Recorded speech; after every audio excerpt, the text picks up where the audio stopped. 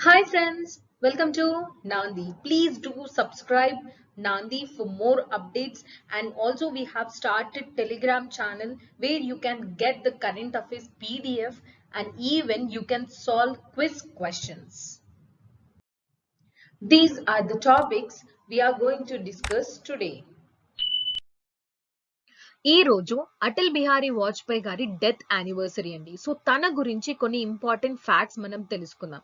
Indian national Congress మనందరికీ freedom struggle movement చదివి ఉంటే తెలుసండి. ఇప్పుడు పొలిటికల్ పార్టీ కాంగ్రెస్ వేరు, అప్పుడు ఇండియన్ నేషనల్ కాంగ్రెస్ లో ఉన్న లీడర్స్ వేరు. వాళ్ళ పొలిటికల్ ఐడియాలజీ వేరుగా ఉన్నా కూడా కామన్ గోల్ ఏంటండి?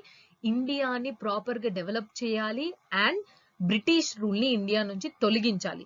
సో అలాంటి కామన్ గోల్ కోసం అందరూ లీడర్స్ కలిసికట్టుగా వర్క్ చేసేవాళ్ళు. సో మనకి ఇండియా ఇండిపెండెన్స్ వచ్చిన తర్వాత కూడా కొన్ని ఇయర్స్ వరకు కాంగ్రెస్ పార్టీ నుంచి ప్రైమ్ మినిస్టర్ వాళ్ళు ఎలెక్ట్ అవ్వడానికి రీజన్ అదే. మినిస్టర్ గా 3 times చేశారండి, కానీ ఓన్లీ ఒకేసారి తను ఫుల్ టర్మ్ గా వర్క్ చేశారు. అంటే 5 years వర్క్ చేసింది మాత్రం ఒకేసారి. ఒకసారి 13 days చేశారు, ఇంకోసారి 13 months చేశారు. This is the second fact to be remembered. And తను మంచి పార్లమెంటేరియనే కాదండి, he is also a poet and also a writer. And తను ఎంపీగా ఆల్మోస్ట్ 50 years వర్క్ చేశారు అండ్ 10 times లోక్సభ నుంచి అండ్ 2 సార్లు రాజ్యసభ నుంచి ఎలెక్ట్ అయ్యారు. అండ్ తన బర్త్ యానివర్సరీ December 25th అండి. దీన్ని మనం ఏ డేగా సెలబ్రేట్ చేసుకుంటున్నాం friends? It is as good governance day. Question for you friends, అసలు గవర్నెన్స్ అంటే ఏంటి? Please do answer in the comment box. And ఈ మధ్యలో యూపీఎస్సీలో మెయిన్స్ క్వశ్చన్ ఖచ్చితంగా గుడ్ గవర్నెన్స్ నుంచి ఒక క్వశ్చన్ ఖచ్చితంగా వస్తుంది. అందుకే గవర్నెన్స్ అంటే ఏంటో మీరు కామెంట్ బాక్స్ లో ఆన్సర్ చేయండి. తను పుట్టింది మధ్యప్రదేశ్ లో అండి. అండ్ పోఖ్రాన్ 2 మనం న్యూక్లియర్ టెస్ట్ చేసాం కదా 1998 లో. అప్పుడు under the supervision and prime minister ఎవరు అంటే అటల్ బిహారీ వాజ్పేయి గారే. అండ్ బస్ డిప్లొమసీ అని అంటారు. ఇది చాలా ఫేమస్ అండి ఇంటర్నేషనల్ రిలేషన్స్ లో. పాకిస్తాన్ కి ఇండియాకి మధ్యలో కోఆపరేషన్ ప్రాపర్ గా ఉండాలని చెప్పేసి లాహోర్ నుంచి ఇండియాకి ఒక బస్ ని అరేంజ్ చేశారు అటల్ బిహారీ వాజ్పేయి గారు. అండ్ సెక్యూరిటీ ఇష్యూస్ ఉన్నా కూడా తానే ఆ బస్ లో ట్రావెల్ చేశారు లాహోర్ వరకు. And it's known as bus diplomacy. And ఇండియాలో హైయెస్ట్ సివిలియన్ అవార్డ్ ఏంటి అంటే మనకి భారత్ రత్న. దాన్ని 2015 లో అటల్ బిహారీ వాజ్పేయి గారికి అందజేశారు. ఇండియాలో ఫస్ట్ ఉమెన్ సత్యాగ్రహి ఎవరో తెలుసా అండి? మనకి యూపీఎస్సీ సిఎస్సిలో క్వశ్చన్ వచ్చింది. ఏంటి అంటే ఫస్ట్ ఇండివిజువల్ సత్యాగ్రహ, సెకండ్ ఇండివిజువల్ సత్యాగ్రహ ఎవరు, థర్డ్ ఇండివిజువల్ సత్యాగ్రహలో అరెస్ట్ అయింది ఎవరు అని చెప్పేసి ఆల్రెడీ మనకి యూపీఎస్సీలో క్వశ్చన్స్ అడిగారు. సో ఈసారి ఇండియాలో ఫస్ట్ ఉమెన్ సత్యాగ్రహి అని అడగొచ్చు friends. So make notes of this two. And Google doodle గురించి మీకు ఆల్రెడీ ఇన్ఫర్మేషన్ తెలుసు కావచ్చు అండి, తెలియని వాళ్ళ కోసం చెప్తున్నాను. గూగుల్ హోమ్ పేజ్ ప్రతిరోజు ఆర్ కొన్ని డేస్ వరకు ఏదైనా ఒక ఈవెంట్ కి లేకపోతే ఏదైనా ఒక పర్సనాలిటీకి డెడికేట్ చేసుకుంటూ ఇలా డూడుల్స్ తయారు చేస్తారు. అండ్ రీసెంట్ గా టోక్యో ఒలింపిక్స్ అయ్యాయి కదండి. కొన్ని రోజుల వరకు గూగుల్ డూడుల్ టోక్యో ఒలింపిక్స్ కి సంబంధించిందే ఉండేది. కానీ ఈ రోజు August 16th సుభద్ర కుమారి చౌహాన్ గారికి డెడికేట్ చేసింది. ఎందుకంటే ఈ రోజు తన బర్త్ యానివర్సరీ. ఇప్పుడు మరి తను ఇండియా ఫస్ట్ ఉమెన్ సత్యాగ్రహి అని పిలుస్తాం. సో తన గురించి మనం కొన్ని ఇంపార్టెంట్ ఫ్యాక్ట్స్ తెలుసుకుందాం. తను ఎవరు అంటే ఒక పోయెట్, ఇండియాలో famous poet, freedom struggle movement లో పార్టిసిపేట్ చేసింది. అండ్ యూపీఎస్సీలో women role in freedom struggle movement అనేది చాలా చాలా ఇంపార్టెంట్ అండి. Please do make notes of it. నేను ఇంతకు ముందు కూడా మీకు అరుణ ఆసఫ్ గలీ గురించి, మేడం కామా గురించి అలా కొంతమంది గురించి చెప్పాను. అక్కడే మీరు తన గురించి కూడా నోట్స్ రాసుకోండి. అండ్ తను రాసిన పోయెట్స్ ఏ లాంగ్వేజ్ లో ఉంటాయండి? హిందీ లాంగ్వేజే, కాకపోతే డైఎలెక్ట్ అంటే యాసలు ఉంటాయి అందులో. కారీబోలి డైఎలెక్ట్. అండ్ విచిత్రం ఏంటి అంటే తను స్కూల్కి వెళ్ళేటప్పుడు టాంగా ఉంటది కదండి, హార్స్ కార్ట్ అంటారు, ఆ టాంగా రైడ్ చేసుకుంటూ కూడా తను రాసేదంట. అండ్ తను పుట్టింది ఉత్తరప్రదేశ్ లో, కానీ మ్యారేజ్ అయిన తర్వాత మధ్యప్రదేశ్ కి షిఫ్ట్ అయిపోయింది. అండ్ తనే first women సత్యాగ్రహి to court arrest in Nagpur. And ఇది ఎప్పుడండి? నాన్ కోఆపరేషన్ మూవ్మెంట్ లో, అంటే 1921 నాన్ కోఆపరేషన్ మూవ్మెంట్ లో తను రాసిన పోయమ్స్ బ్రిటిష్ కి అగేన్స్ట్ గా ఉన్నాయని చెప్పేసి తనని అరెస్ట్ చేశారు. అండ్ తను ఇప్పటి వరకు జైలుకి 2 times వెళ్ళిందండి. 1923లో, 1942లో. నాన్ కోఆపరేషన్ మూవ్మెంట్ 1921లో అవుతుంది. అది ఆగిపోతుందండి. దాని తర్వాతే తను ఒక పోయం రాస్తుంది. అందుకే తనని 1923లో అరెస్ట్ చేస్తారు. అండ్ ఈవెన్ ఇండియన్ గవర్నమెంట్ ఒక కోస్ట్ గార్డ్ షిప్ ని తన పేరుతోని ఒక షిప్ కి డెడికేట్ చేశారంట. 1976లో ఈవెన్ పోస్టేజ్ స్టాంప్ కూడా తన మెమొరీగా అందరికి తన గురించి అవేర్నెస్ క్రియేట్ చేయడానికి స్ప్రెడ్ కూడా చేశారంట. హ్యాపీ న్యూ ఇయర్ అందరికీ కాదండి, పార్సీ కమ్యూనిటీ వాళ్ళకి. ఎందుకంటే ఈ రోజు పార్సీ కమ్యూనిటీ వాళ్ళు న్యూ ఇయర్ గా సెలబ్రేట్ చేసుకుంటున్నారు. మనం జాన్ 1st ని న్యూ ఇయర్ గా సెలబ్రేట్ చేసుకుంటాం. According to which calendar friends? ఇప్పుడు మనం రోజు యూజ్ చేసే క్యాలెండర్, దాని పేరు ఏంటి అంటే గ్రెగోరియన్ క్యాలెండర్. ఇది మీకు తెలుసు అనుకుంటాను. అండ్ తెలుగు వాళ్ళు ఉగాది ఫెస్టివల్ ని న్యూ ఇయర్ గా సెలబ్రేట్ చేసుకుంటారు సార్. అలాగే పార్సీ కమ్యూనిటీ వాళ్ళు జొరాస్ట్రియన్ క్యాలెండర్, అంటే వాళ్ళు ఫాలో అయ్యే ఐడియాలజీని జొరాస్ట్రియనిజం అని అంటారు. ఇది 3000 years ఓల్డ్ నుంచి ఉంది అండి. ఈ జొరాస్ట్రియన్ క్యాలెండర్ ప్రకారం first day of the first month ని వాళ్ళు పార్సీ న్యూ ఇయర్ గా సెలబ్రేట్ చేసుకుంటారు. యాక్చువల్ గా దీనికి ఇంకో పేరు నవ్రోజ్ అని కూడా అంటారు. పేరు బట్టే అర్థమవుతుందండి. నవ్ అంటే న్యూ, రోజ్ అంటే డే, అంటే new beginning are a new day. ఇది ఏ లాంగ్వేజ్ ప్రకారం? Persian language. అండ్ జనరల్ గా వరల్డ్ లో ఉన్న పార్సీ కమ్యూనిటీ వాళ్ళందరూ, పర్టికులర్ గా ఇరాన్ లో అండి, 21st March ని పార్సీ న్యూ ఇయర్ గా సెలబ్రేట్ చేసుకుంటారు. ఎందుకంటే అప్పుడు స్ప్రింగ్ ఈక్వినాక్స్ వస్తుంది.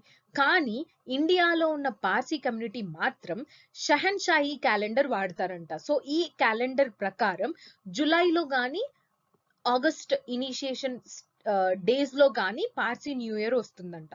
సో ఇప్పుడు ఇండియాలో షహన్షాహీ క్యాలెండర్ యూస్ చేస్తారు పార్సీ కమ్యూనిటీ వాళ్ళు.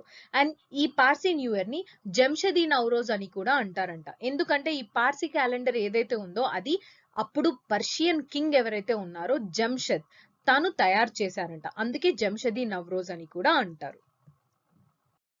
హైదరాబాద్ అనగానే మనకి ఇంపార్టెంట్ గా ప్లేసెస్ ఏవి గుర్తొస్తాయండి? చార్మినార్ కావచ్చు, మెట్రో ట్రైన్ కావచ్చు, లేకపోతే హైదరాబాద్ ని పర్ల్ సిటీ అని కూడా అంటారు. అంటే ముత్యాలు చాలా దొరికేటి అంట ఒకప్పుడు, అందుకని పర్ల్ సిటీ అని కూడా అంటారు. అండ్ కాస్మోపాలిటన్ సిటీ అని కూడా అంటారు. కాస్మోపాలిటన్ సిటీ అంటే ఏంటి ఫ్రెండ్స్? కంట్రీ నుంచి డిఫరెంట్ పీపుల్ వాళ్ళు డిఫరెంట్ ఆక్యుపేషన్స్ తో ఉన్నా కూడా ఈ హైదరాబాద్ లో వచ్చి వర్క్ చేయడానికి ఒప్పుకుంటారు. Because it is a cosmopolitan city. అంటే అక్కడ రీజియన్ సంబంధించి కాదు, మీకు టాలెంట్ ఉంటే మీరు ఎక్కడి నుంచి వచ్చినా కూడా అక్కడ రిక్రూట్ చేసుకొని అక్కడ వర్క్ చేసే అవకాశాలు ఉంటాయి. ఢిల్లీని కూడా కాస్మోపాలిటన్ సిటీ అని అంటారు. అంటే ఢిల్లీలో కంటే చుట్టుపక్కల ఉన్న రీజియన్స్ లో ఉన్న వాళ్ళే ఎక్కువ మంది ఉంటారు. హైదరాబాద్ లో కూడా అంతే అండి. హైదరాబాద్ లో ఉన్న వాళ్ళకంటే మనలాంటి స్టూడెంట్స్ అందరూ వెళ్ళి అక్కడ చదివే వాళ్ళే ఎక్కువ మంది ఉంటారు. లేకపోతే వేరే స్టేట్స్ నుంచి, వేరే కంట్రీస్ నుంచి వచ్చి వర్క్ చేసే వాళ్ళే ఎక్కువ మంది ఉంటారు. సో అలా ఉంటే ఆ సిటీని మనం కాస్మోపాలిటన్ సిటీ అని అంటాం. మరి ఇప్పుడు న్యూస్ లో ఎందుకు వచ్చిందంటే కొత్తగా ఇంకో ట్యాగ్ కూడా వచ్చింది హైదరాబాద్ కి. ఏంటంటే ట్రీ సిటీ అని చెప్పేసి.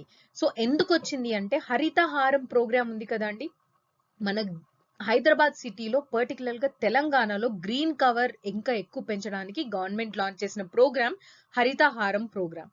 సో దానికి ఒక వరల్డ్ రికగ్నిషన్ వచ్చింది. ఇది రికగ్నిషన్ ఇచ్చింది ఇండియా రికగ్నిషన్ కాదండి, వరల్డ్ లో. ఎవరిచ్చారు? By 2 foundation, Arbor Day Foundation and Food Agriculture Organization. ఇవి రెండు కలిపి మన హైదరాబాద్ కి ట్రీ సిటీగా రికగ్నిషన్ ఇచ్చింది. అండ్ ఇండియా నుంచి ఈ హైదరాబాద్ అనేది ఒకే ఒక సిటీకి రికగ్నిషన్ వచ్చింది అండి under this Harithaharam programme. And world లో చాలా సిటీస్ కి ఇలా రికగ్నిషన్ ఇచ్చారు. కానీ most of the cities are from United States, UK, Canada, Australia, మిగతా కంట్రీస్ లో ఉన్నాయి. కానీ ఇండియా నుంచి మాత్రం ఓన్లీ హైదరాబాద్ కి మాత్రమే ట్రీ సిటీ అనే వచ్చింది. అండ్ రీసెంట్ గా ఇండిపెండెన్స్ ఫ్లాగ్ హోయిస్టింగ్ చేసేటప్పుడు KCR, the CM of Telangana గారు కూడా ఈ హైదరాబాద్ ట్రీ సిటీగా రికగ్నిషన్ పొందింది అని చెప్పేసి అందరికీ ఇన్ఫార్మ్ చేయడం జరిగింది. అండ్ వన్ మోర్ ఫ్యాక్ట్ అండి, హైదరాబాద్ లో మీకు దుర్గారాం చెరువు కేబుల్ బ్రిడ్జ్ ఉంది. ఈ బ్రిడ్జ్ ఏషియాలోనే సెకండ్ లార్జెస్ట్ కేబుల్ బ్రిడ్జ్ అంట. So one more important fact to be remembered. Baba Saheb Purandare, ఇది నేమ్ కాదండి, టైటిల్. తిన్న టైటిలే. తన ఓన్ పేరేంటి, బల్వంత్ మోరేశ్వర్ పురండేర్. తను మహారాష్ట్రలో ఒక ఫేమస్ రైటర్ అండి. కానీ ఇప్పుడు మనం ఎందుకు తెలుసుకుందాం తన గురించి అని అంటే, జనరల్ గా వేరే స్టేట్స్ రైటర్స్ అయితే మనకి అంత ఇంపార్టెంట్ కాదు. అంటిల్ అండ్ అన్లెస్ వాళ్ళు ఫ్రీడమ్ స్ట్రగుల్ మూవ్మెంట్ లో పార్టిసిపేట్ చేస్తేనే మనం ఆ రైటర్స్ గురించి తెలుసుకుంటాం. కానీ ప్రైమ్ మినిస్టర్ గారే స్వయాన తన గురించి ట్వీట్ చేశారు ట్విట్టర్ లో. అందుకే తన గురించి నేను ఇప్పుడు కరెంట్ అఫైర్స్ లో ఇంట్రడ్యూస్ చేశానండి. అండ్ 2019 లో తనకి పద్మ విభూషణ్ అవార్డ్ కూడా ఇచ్చారు. So it's more important for state PCS exams. And తను రాసిన రైటింగ్స్ ఎక్కువ ఎవరికి రిలేటెడ్ గా ఉన్నాయి ఫ్రెండ్స్? మరాఠా రూలర్ 17th సెంచరీకి సంబంధించిన శివాజీ గురించే ఎక్కువగా తను రాశారు. సో అందుకే తనని శివ్ షాహిర్ అని కూడా అంటారు. అంటే శివాజీస్ బాడ్ అని అర్థం. బాడ్ అంటే మనం జనరల్ గా తెలుగులో ఊరూరుకి తిరిగేసి విలేజెస్ వెళ్ళేసి ఒక పోయమ్స్ ద్వారానో ఒకరి గురించి ఎక్కువగా పాపులర్ చేసే వాళ్ళని బార్డ్స్ అని అంటారు. శివాజీ గురించి తను ఎక్కువగా పాపులర్ చేశారు తన రైటింగ్స్ ద్వారా, కాబట్టి తనకి టైటిల్ శివసాహిర్ అని ఇచ్చారు. అండ్ మహారాష్ట్రలో తను జన్మించారండి. సో మహారాష్ట్రలో ఫేమస్ అవార్డ్ భూషణ్ అవార్డ్ 2015 లో తనకి ఆల్రెడీ వచ్చింది. అండ్ ఓన్లీ మహారాష్ట్ర గవర్నమెంటే కాదండి, మధ్యప్రదేశ్ గవర్నమెంట్ కూడా తనకి కాళిదాస్ అవార్డ్ ఇచ్చిందంట. So this is very important about Baba Saheb Purandare. India నుంచి 4 కొత్త వెట్లాండ్ సైట్స్ ని రామ్సార్ సైట్స్ గా డిక్లేర్ చేయడం జరిగింది. యాక్చువల్ గా ఈ వెట్లాండ్స్ ని మనం తెలుగులో చిత్తడి భూములు అని అంటాం.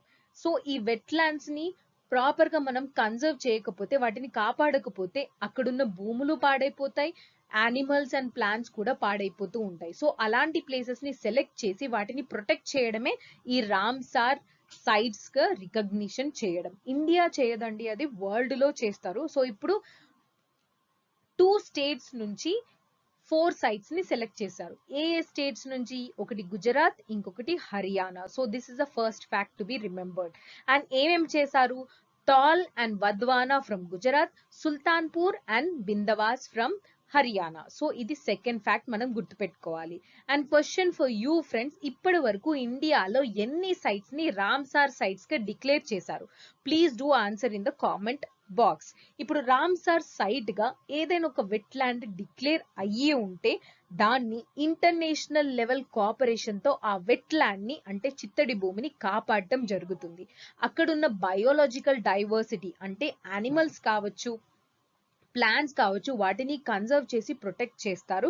హ్యూమన్ లైఫ్ అండ్ అక్కడున్న ఎకో సిస్టమ్ పాడవకుండా ఉండడానికి. మనకి మరి వెట్లాండ్స్ వల్ల పొందే ఉపయోగాలు ఆర్ అడ్వాంటేజెస్ కూడా తెలియాలి కదండి. వెట్లాండ్స్ వల్ల ఆల్మోస్ట్ మీకు ఇప్పుడే చెప్తున్నానండి, వాటర్ చాలా వరకు ప్యూర్ అవుతాయి. అంటే వాటర్ ని అక్కడే స్టోర్ చేసి, అండ్ ఆ ప్రాంతానికి వాటర్ రీచ్ అవ్వాలి అంటే గ్రౌండ్ లెవెల్లో కొన్ని వాటర్ ఉండాలి. అది కంప్లీట్ గా డ్రై అయిపోతే ఆ రీజన్ కి మనం వాటర్ ఫెసిలిటీ ప్రొవైడ్ చేయలేము. సో వెట్లాండ్ వల్ల food, water and fibre provide చేయడమే కాదు, మన గ్రౌండ్ వాటర్ లో ఏదైతే వాటర్ ఉందో దాన్ని రీఛార్జ్ అంటే మళ్ళీ గ్రౌండ్ లెవెల్ వాటర్ పెరిగే అవకాశం చేస్తుంది ఈ వెట్లాండ్. వాటర్ ని ప్యూరిఫై చేస్తుంది. అండ్ ఏదైనా ఒకవేళ వెట్లాండ్ మనకి రివర్ కి దగ్గరలో ఏదైనా ఉందనుకోండి, ఆ రివర్ ఎప్పుడు ఫ్లడ్స్ క్రియేట్ చేస్తుంది అనుకోండి, వెట్లాండ్ దగ్గరలో ఉంటే ఆ రివర్ ఏదైతే ఫ్లడ్ వాటర్ ఉంటుందో అవన్నీ ఆ వెట్లాండ్స్ అన్ని అబ్జార్బ్ చేసేసుకుంటాయి. దాని వల్ల ఫ్లడ్ ఇంటెన్సిటీ అంటే ఫ్లడ్ ప్రభావం ఆ పక్కనున్న విలేజెస్ లో తక్కువ అవుతుంది. అండ్ ఇది మనకి డిజాస్టర్ మేనేజ్మెంట్ లో చాలా చాలా ఇంపార్టెంట్ అండి. అండ్ ఈవెన్ సాయిల్ ఎరోజన్ అంటే సాయిల్ అంతా ఎడారిలాగా ఎక్కడికక్కడికి మొత్తం అంతా కొట్టుకుపోకుండా అక్కడే ఉండిపోయి దాంట్లో ఉన్న మినరల్స్ కూడా అక్కడే ఉంటాయి. అండ్ మన క్లైమేట్ చేంజ్ కూడా చాలా విపరీతంగా అవుతుంది కదండి, దాన్ని కూడా తక్కువ చేసే అవకాశం ఉంది ఇలాంటి వెట్లాండ్స్ ని మనం కాపాడుకుంటే. సో మీకు ఇంకొక క్వశ్చన్ అండి, వెట్లాండ్స్ యొక్క అడ్వాంటేజెస్ అండ్ డిసడ్వాంటేజెస్ మీరు కామెంట్ బాక్స్ లో ఆన్సర్ చేయండి. And I'll mention that in your comment. Individual గా ఒక్కొక్క రామ్సార్ సైట్ ఏ స్టేట్ లో ఉన్నాయి అండ్ అందులో ఏవి ఎక్కువ ప్రిజర్వ్ చేస్తున్నారు అని ఇక్కడ ఇన్ఫర్మేషన్ ఇచ్చానండి. ఇవి ఫ్యాక్ట్స్ మీరు రాసుకోవడానికి మాత్రమే. సో దీంట్లో క్రిటికల్లీ ఎండేంజర్డ్ స్పీషీస్ ఏవైనా వస్తే మనం వాటి గురించి తెలుసుకోవాలి. Like I'll show you now. Critically endangered ఈ వైట్ ట్రంప్డ్ వల్చర్ ని ప్రొటెక్ట్ చేయడానికి, అండ్ ఈ సోషబుల్ ల్యాప్వింగ్ దీని పేరండి, ఇది కూడా క్రిటికల్లీ ఎండేంజర్డ్. సో మీకు యూపీఎస్సీలో కానీ స్టేట్ పిఎస్సిలో ఎగ్జామ్స్ కానీ IUCN స్టేటస్ అంటారు. అంటే అది ఎండేంజర్డా, క్రిటికల్లీ ఎండేంజర్డా, వల్నరబుల్, ఆ స్పీషియస్ ఏంటి, మైగ్రేటరీ స్పీషియసా అని చెప్పేసి క్వశ్చన్స్ అడుగుతూ ఉంటారు. సో మీకు which of the following species are not critically endangered అని చాలా వరకు కాంపిటేటివ్ ఎగ్జామ్స్ లో అడుగుతూ ఉంటారు. సో అందుకని క్రిటికల్లీ ఎండేంజర్డ్ స్పీషియస్ మాత్రం పర్టికులర్ గా నోట్ చేసుకుంటూ ఉండండి. అండ్ ఈ వెట్లాండ్స్ లో ఎక్కువ శాతం మైగ్రేటరీ స్పీషియస్ మూవ్ అవుతుంటాయి. మైగ్రేటరీ అంటే ఒక ప్లేస్ లో నుంచి ఇంకో ప్లేస్ కి మూవ్ అవుతున్న స్పీషియస్, లైక్ పర్టికులర్ గా బర్డ్స్ అండి. ఇది ఇంటర్నేషనల్ బర్డ్ వెబ్సైట్ నుంచి తీసుకున్న ఇన్ఫర్మేషన్. లైక్ ఇప్పుడు మనకి సెంట్రల్ ఏషియన్ ఫ్లైవే అని అంటారు. సో ఈ సెంట్రల్ ఏషియన్ రీజియన్ లో అండ్ యూరోప్ లో రష్యా నుంచి ఇలా మూవ్ అవ్వుకుంటూ బర్డ్స్ అన్ని ప్రతి ఇయర్ మూవ్ అవుతూనే ఉంటాయి. అండ్ ఈ ఈస్ట్ ఏషియన్ ఆస్ట్రేలియన్ ఫ్లైవే అని చెప్పేసి ఇండియా నుంచి ఏవేవి మూవ్ అవుతున్నాయో అవి మనకి చాలా important. West Asian east African flyway and central Asian flyway, ఇవి రెండు మనకి చాలా ఇంపార్టెంట్. ఇప్పుడు ఇవి కూడా మనకి కాంపిటేటివ్ ఎగ్జామ్స్ లో అడిగే అవకాశం ఉంది. Next coming to the question of the day friends, ఈ అన్ని సైట్స్ లో ఏ సైట్స్ రామ్సార్ సైట్స్ గా ఇంక్లూడ్ చేశారు ఇండియాలో? Please do answer it. Plastic waste management rules already ఉన్నాయండి, దాంట్లో సర్టెన్ చేంజెస్ చేసింది గవర్నమెంట్. అండ్ మనకు తెలిసిందే అండి, ప్రైమ్ మినిస్టర్ గారు 2022 వరకు సింగిల్ యూజ్ ప్లాస్టిక్ ని కంప్లీట్ గా ఎలిమినేట్ చేయాలి అని చెప్పేసి ప్లెడ్జ్ తీసుకున్నారు. అండ్ ఇప్పుడు ఓన్లీ పాలిస్టిరియనే కాదు, పాలిస్టిరియన్ కి సంబంధించిన కామోడిటీస్ అంటే వాటికి సంబంధించిన ప్రోడక్ట్స్ ఏవైనా కావచ్చు, మనం చాక్లెట్ తినేటప్పుడు లాలీపాప్ ఉండే స్టిక్ కావచ్చు, ఐస్ క్రీమ్ తినేటప్పుడు ఉండే ప్లాస్టిక్ స్టిక్ కావచ్చు, ఈవెన్ థర్మోకాల్ డెకరేషన్ కి యూజ్ చేస్తున్నప్పుడు బెలూన్స్, ఇలాంటి అన్ని చిన్న చిన్నవన్నీ కూడా ఎలిమినేట్ చేయాల్సిందే అని చెప్పేసి ఈ ప్లాస్టిక్ వేస్ట్ మేనేజ్మెంట్ కొత్త రూల్స్ లో చెప్పారు. అండ్ పర్టికులర్ గా ఈ 30th September 2021 నుంచి అయితే పాలిథిన్ బ్యాగ్స్ యూజ్ చేస్తాం కదండి, ఆ పాలిథిన్ బ్యాగ్స్ కి సర్టెన్ థిక్నెస్ ఉంటుంది. ఆ థిక్నెస్ ని ఎలా కొలుస్తాము అంటే మైక్రాన్స్ అని అంటాము. సో ఒకప్పుడు 50 మైక్రాన్స్ కంటే తక్కువ యూజ్ చేయకూడదు అని ఢిల్లీలో నేను ఉన్నప్పుడు అనౌన్స్ చేశారండి. కానీ ఇప్పుడు 30th September 2021 నుంచి thickness of the polythene bag 75 microns కి అది ఇంక్రీజ్ చేశారు. అంటే దానికంటే తక్కువ డెన్సిటీ ఉన్న పాలిథిన్ బ్యాగ్ ని మనం యూజ్ చేయకూడదు. 31st December 2022 కి అయితే దీన్ని 120 మైక్రాన్స్ చేశారు. అంటే అంతకంటే తక్కువ థిక్నెస్ ఉన్నదాన్ని అసలు యూజ్ చేయకూడదు, ఎందుకంటే అది డీగ్రేడ్ అవ్వడం చాలా కష్టం అండి, రీయూజ్ కూడా చేయం. సింగిల్ టైం ఒక పాలిథిన్ బ్యాగ్ ఇలా తీసుకుంటాం, కూరగాయలు ఇంట్లో పెట్టేసుకుంటాం, పాలిథిన్ బ్యాగ్ తీసేసి వేసేస్తాం, అది డీగ్రేడ్ అవ్వడానికి 1000 ఇయర్స్ అవుతుంది. అండ్ క్లైమేట్ చేంజ్ వల్ల మనం ఇప్పటికే చాలా డివాస్టేటింగ్ ఎఫెక్ట్స్ చూస్తున్నాం. అలాంటి అవ్వకూడదు అంటే మన వంతు అట్లీస్ట్ చిన్న పాలిథిన్ బ్యాగ్ యూజ్ చేయకపోవడం కూడా it's a contribution from our side. And దీంట్లో ఎక్స్టెండెడ్ ప్రొడ్యూసర్ రెస్పాన్సిబిలిటీ అని ఒక స్కీమ్ ఉంటుందండి. వాట్ ఈస్ దిస్ అంటే, ఇప్పుడు ఫర్ ఎగ్జాంపుల్ నేను ఒక చాక్లెట్ కవర్ ని తయారు చేస్తున్నాను. సో ఎవరైతే ప్రొడ్యూసర్, నేను తయారు చేస్తున్నాను కాబట్టి నా రెస్పాన్సిబిలిటీ ఈ చాక్లెట్ కవర్ ని మళ్ళీ కొన్న వాళ్ళ దగ్గర నుంచి రీకలెక్ట్ చేయడమా, లేకపోతే ఇది డీగ్రేడ్ అవ్వడానికి ఎంత అమౌంట్ ఉంటుందో ఆ అమౌంట్ నేను గవర్నమెంట్ కి ట్యాక్స్ కట్టడమా, లేకపోతే ఇంకేదైనా ప్రాబ్లం చేయడమా, అది నా రెస్పాన్సిబిలిటీ. ఇప్పుడు నేను ఇది ప్రొడ్యూస్ చేస్తున్నాను, మీరు దీన్ని కొనుక్కుంటున్నారు. లైక్ ప్రొడ్యూస్ ఎవరు చేస్తారో దీన్ని ఇంపోర్ట్ చేసుకోవడం కానీ ఆ బ్రాండ్ ఓనర్ కానీ వీళ్ళందరూ రెస్పాన్సిబుల్. అంటే వీళ్ళందరే వాళ్ళు ప్రొడ్యూస్ చేసే పాలిథిన్ బ్యాగ్స్ కానీ ఇంకేవైనా అన్డిగ్రేడబుల్ ఆర్ ప్లాస్టిక్ ప్రోడక్ట్స్ ఏవైతే ఉంటాయో అవన్నిటికీ రెస్పాన్సిబిలిటీ ఎవరు వర్తిస్తారు? Producer, importer or brand owner. ఈ మెకానిజం నే ఎక్స్టెండెడ్ ప్రొడ్యూసర్ రెస్పాన్సిబిలిటీ అని అంటారు. క్వశ్చన్ ఫర్ యూ ఫ్రెండ్స్, విజయవాడలో ఉన్న వాళ్ళందరికీ క్వశ్చన్, పర్టికులర్ గా మహాత్మా గాంధీ గారు విజయవాడని ఎన్ని టైమ్స్ విజిట్ చేశారు? So answer is 6 times. So విజయవాడని ఒకప్పుడు బెజవాడ అని పిలిచేవాళ్ళు కదండి. 1919 నుంచి 1946 మధ్యలో మహాత్మా గాంధీ గారు 6 times విజయవాడని విజిట్ చేశారంట. And Vijayawada is the only city Gandhi గారి పేరుతో ఒక హిల్ నేమ్ చేసి ఉందంట, దాన్ని గాంధీ హిల్ అని కూడా పిలుస్తారు. అండ్ ఎందుకు దీన్ని రికగ్నిషన్ చేస్తున్నారంటే మహాత్మా గాంధీ గారు విజయవాడ సిటీని విజిట్ చేసినందుకు ఆ గాంధీ హిల్ కి ఆ పేరు పెట్టారంట. అందులో డిఫరెంట్ గాంధీ కొటేషన్స్ ఉంటాయంట, ఒక లైబ్రరీ కూడా ఉందంట, ప్లానిటేరియం అండ్ చిల్డ్రన్స్ ట్రైన్ కూడా ఇవన్నీ పెడతాము అని చెప్పేసి లాస్ట్ 2020లో అనౌన్స్ చేశారండి. ఇవన్నీ నిజంగా చేశారో లేదో even I also do not know. Coming to the previous year question friends, subsidiary alliance system హిస్టరీలో చాలా ఇంపార్టెంట్ అండి. దీనికి సర్టన్ ఫీచర్స్ ఉంటాయి అండ్ ఇది ఇంట్రడ్యూస్ చేసింది ఎవరండి? Lord Wellesley. సో ఇది గుర్తు పెట్టుకోవడానికి నేను ట్రిక్ చెప్తున్నానండి. SAW అంటే సబ్సిడరీ అలయన్స్ లాంచ్ చేసింది W తో స్టార్ట్ అయ్యే ఒకరు, that is was lord Wellesley అని నేను ఊరికే గుర్తు పెట్టుకోవడానికి మీకు షేర్ చేస్తున్నాను. బట్ ఇది మీరు ఆన్సర్ చేయండి, బికాస్ నేను ఈ సబ్సిడరీ అలయన్స్ సిస్టమ్ గురించి నెక్స్ట్ వీడియోలో దాని ఫీచర్స్ గురించి చెప్తాను. So please do answer this in the comment box.